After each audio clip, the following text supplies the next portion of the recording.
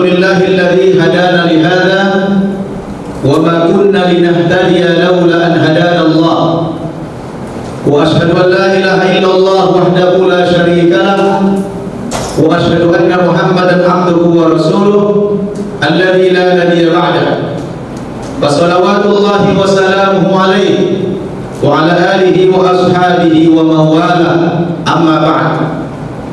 Qala Allah subhanahu wa ta'ala fil Qur'anil Karim, a'udzu billahi minasy syaithanir rajim, innad dina indallahil Islam.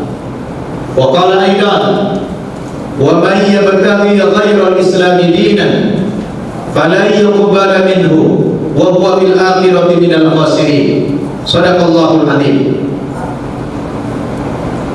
Para santriwan dan santriwati Anaba Center Indonesia yang saya cintai karena Allah Subhanahu wa taala.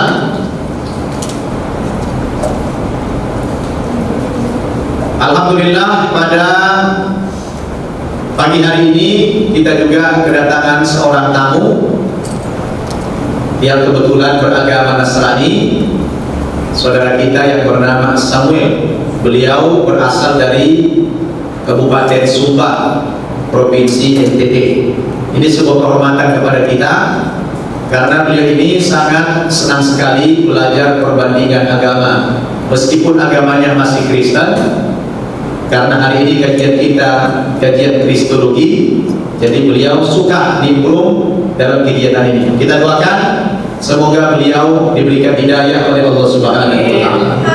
Amin ya rabbal alamin. Anak-anakku sekalian, santriwan dan santriwati Anaba Center Indonesia, alhamdulillah kita bersyukur kehadiran Allah Subhanahu wa taala. Pagi ini kita dapat menyelenggarakan kuliah umum, digabung putra dan putri untuk mengikuti pelatihan Kristologi. Apa?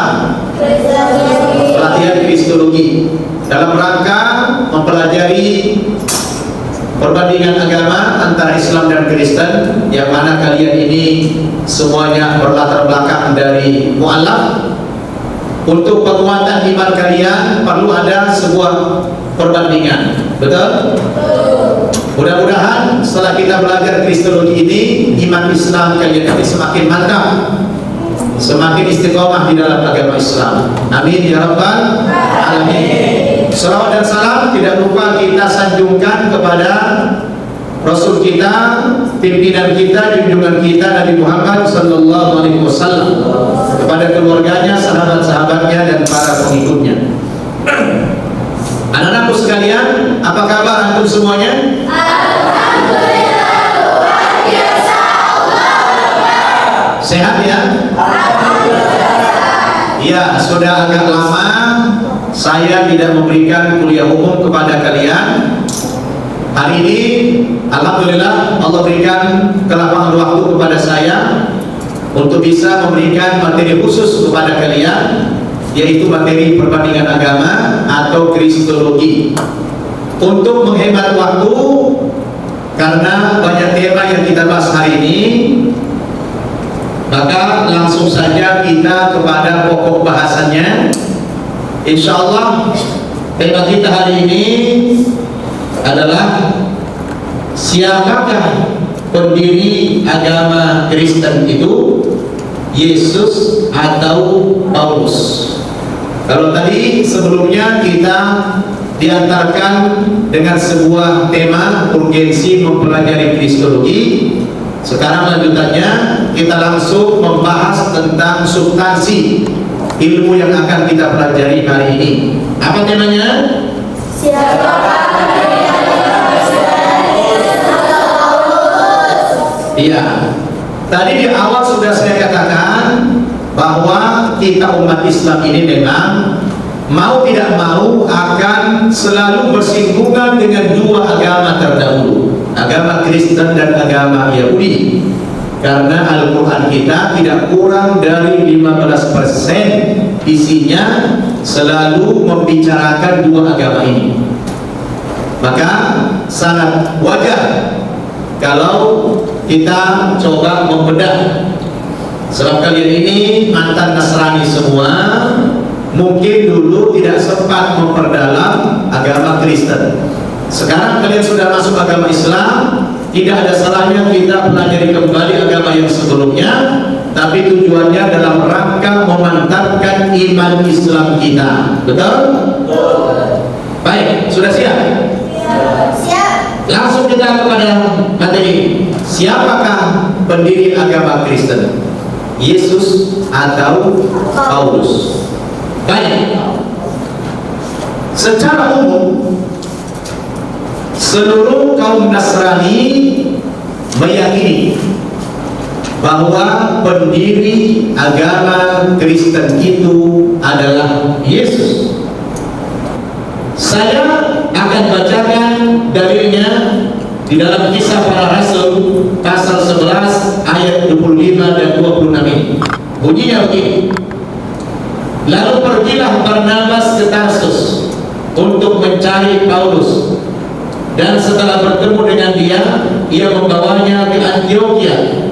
Mereka tinggal bersama-sama jemaat itu 1 tahun lamanya, sambil mengajar banyak orang. Di Antioquia lah murid-murid itu untuk pertama kalinya disebut Kristen.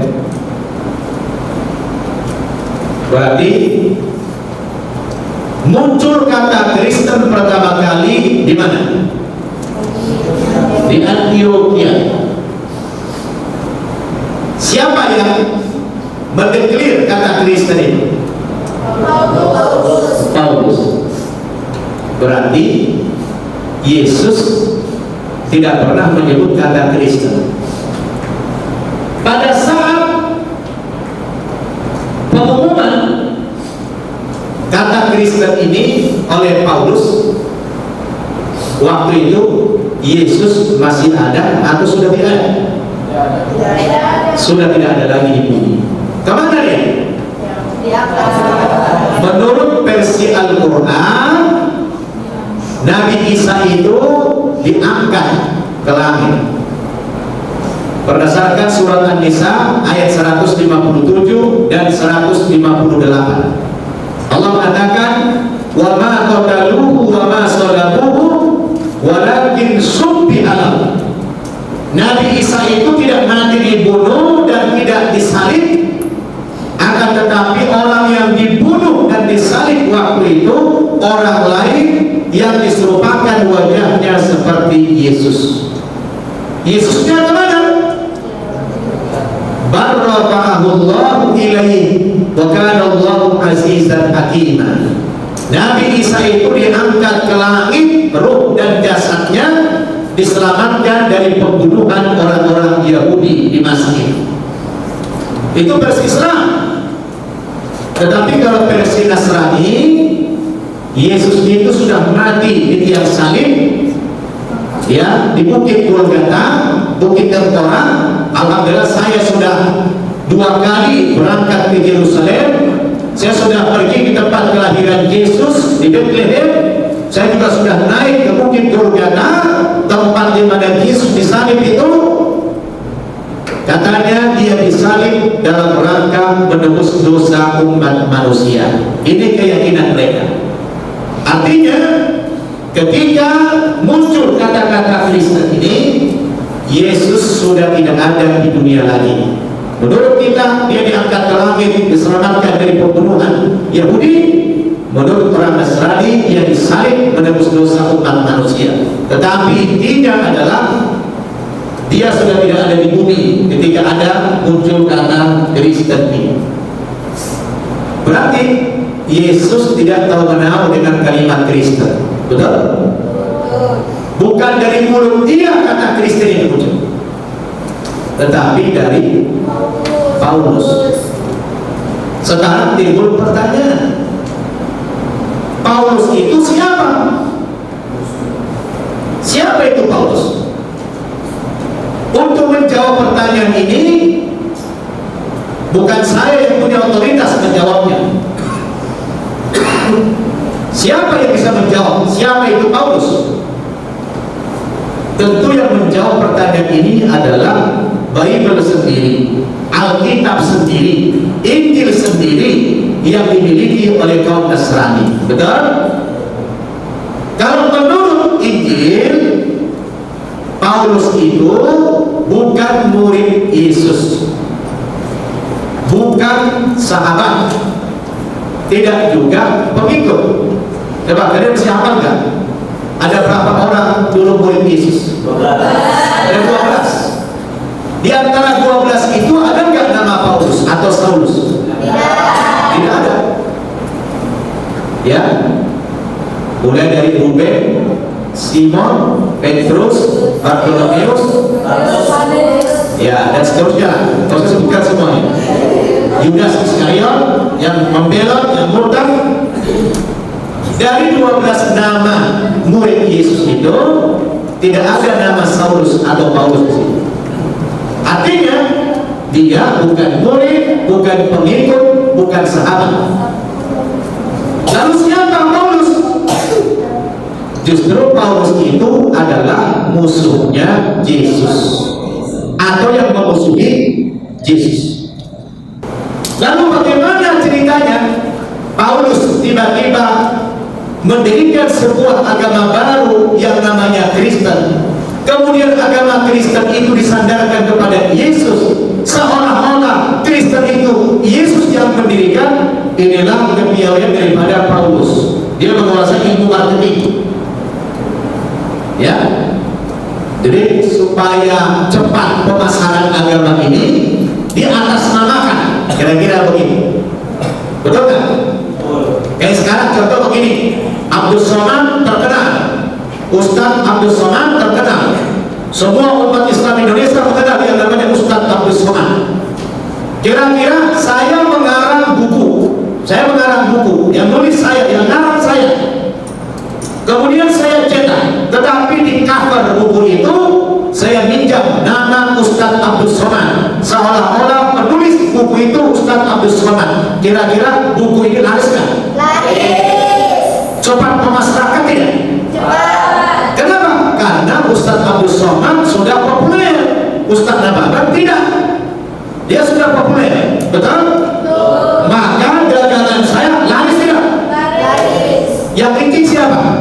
Saya.